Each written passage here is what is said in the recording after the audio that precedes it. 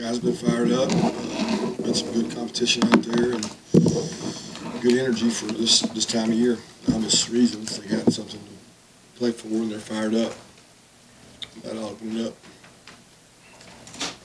How much, if any, difference does it make when you've got a team who's played in big games before, but seen big moments going against one and can take away the building? It's the biggest game for them since 1951.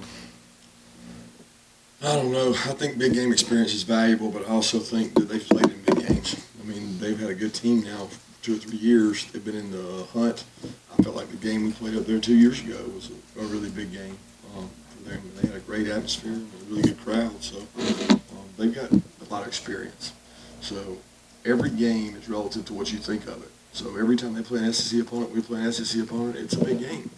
And they've got seniors who've played a lot more games than some of our younger players. Coach, how do you maintain the edge when you have such a, I guess, emotional win like you do in a rivalry game? I know that the ideal is to keep every game the same, but the reality of it is that was a big stage your team played on in the last couple of years, and you followed that cocktail party. It's a big stage every week. I mean, I have this TV. I mean, I don't look at it that way. I mean, look at Kentucky, the emotion that went into their game, and the way they won the game. I mean, that's for you guys to talk about and the fans, but we're next man up. We're going through the same process we go through every week. I mean, when you change the process, it makes them think that some games aren't as important as others, and they're all just as important. Tyreek McGee's not the biggest guy in the world, but that star position has to be pretty physical by nature, and he seems to hold up to it pretty well. You got some bigger options at that. What's he able to do at that star position specifically that makes him good for it, and he's been able to keep off bigger guys? He's physical. He strikes, he tackles, he plays bigger than he is. He's not afraid of contact. He's tough. I mean, he's a kid that I know the culture he's from at Peach County. They grow up tough down there. I've always said I've seen some of the most physical practices I've ever seen in my time recruiting at Peach County, and that's where he's from. So he may not weigh much, but he'll hit you, he'll strike you. He loves football, and he understands our defense, which helps him. And a big part of it is kind of knowing where his help is and using that. Kirby, I think one of probably the more consistent messages since you've been the coach here has been the practice thing. Guys practice well, play well. But there are probably some exceptions that prove into that rule. I mean, how much do you factor in the whole, hey, we know this guy's a gamer? You kind of mentioned that about Monty a little bit, about when the lights come on, he's at his best. Is that a thing? Do you have to take that into account at all? I don't think anything as a coach. I mean, if you show me what you do in practice, I'll see you do it in the game. You have some kids play better in games and they practice occasionally, but that's not the norm. And Monty has played well in some games, but I really think Monty's just getting back to full stride because the knee injury really hurt him and set him back. And I'll be honest, he played through that. He didn't complain. He didn't try to get out. And we played him, and he was willing to play. But he wasn't the same Monty with that knee dinged up. But he's been better the last 2 weeks, and he practices really hard.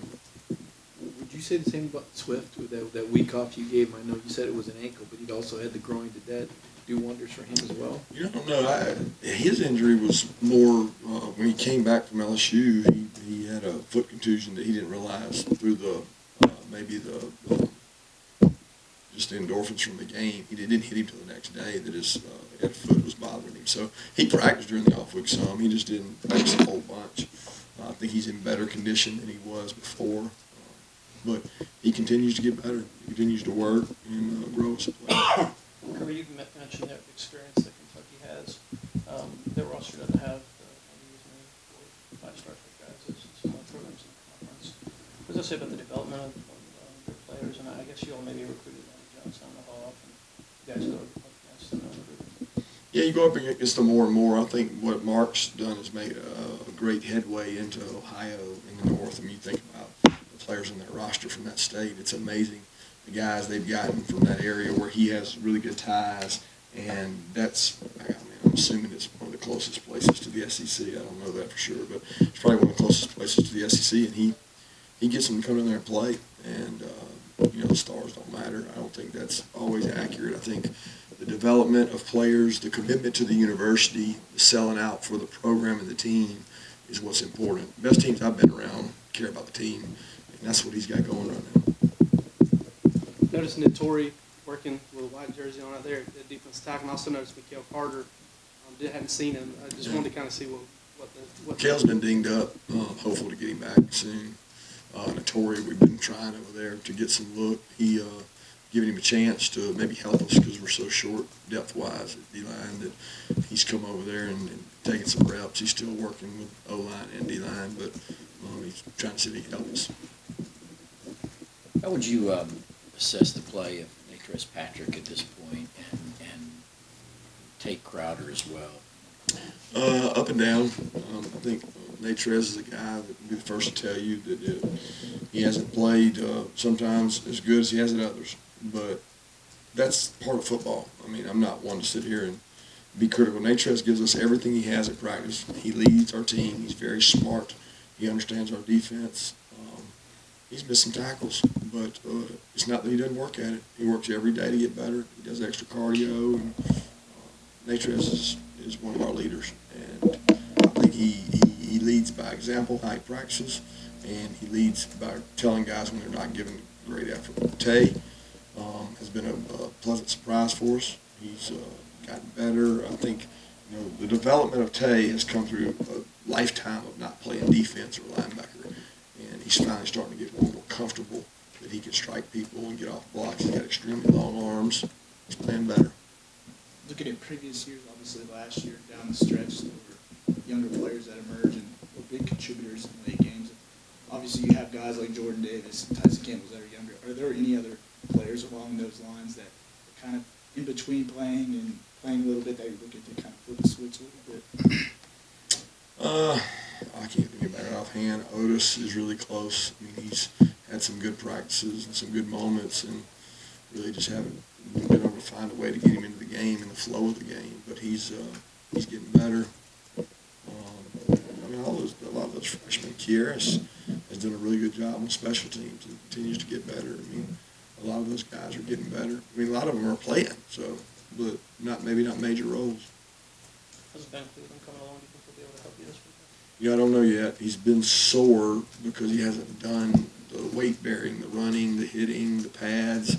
So what's happening is he's out there, he's able to practice, but he gets sore, and then the next day it's like starting over again. So we think he's going to be able to help us, but I don't know that he'll be out there starting. He may end up being a supplemental role.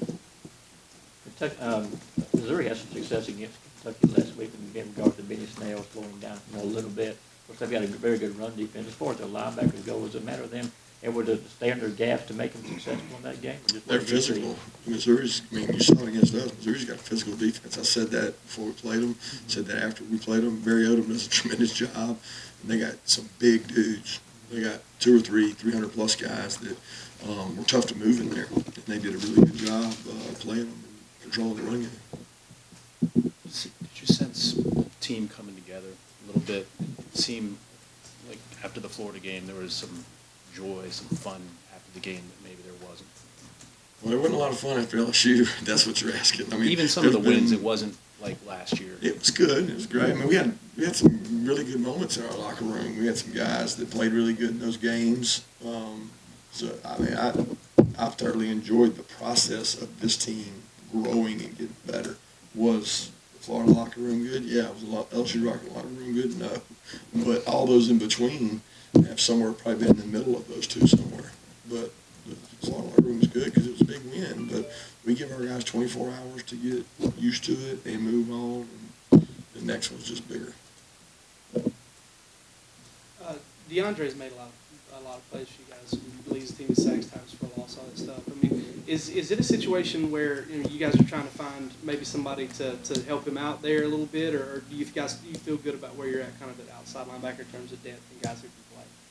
No, he can't play every snap. I mean, that's a position that requires so much effort and strain that most outside backers don't play every snap. But you want your best one out there in critical snaps.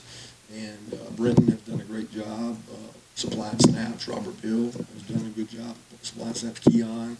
So those guys continue to supply us with ability to arrest DeAndre so that he keeps himself fresh. But every play that we can have him out there, we want to have him out there. Everybody know it won't matter for like 5 weeks or whatever, but I'm curious to see where the selection committee gets sorted. I didn't even know that was tonight. I didn't realize that was going on. But I should have talked to our team about that. I didn't bring it up to them, so who knows what they'll be thinking tonight. But I didn't realize that was, no, I'm not curious at all, because we all know the end is what matters, and you get caught in that, you'll fall pretty quick if you get caught up in it. Bottom line is, pretty much every team that's in there, if they win, they're in, because a lot of them are going to play each other.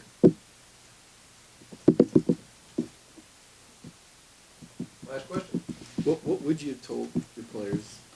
Just be wary of the postings and the hype and all the stuff that's involved with it. It's really just a distraction. And the older ones heard it all last year, so because I know all of them will see it and pay attention to it and be on their phones looking at it, but it doesn't matter. It really has no effect at all. What matters is how you play. You want to impress those guys, go play well. Thanks, guys.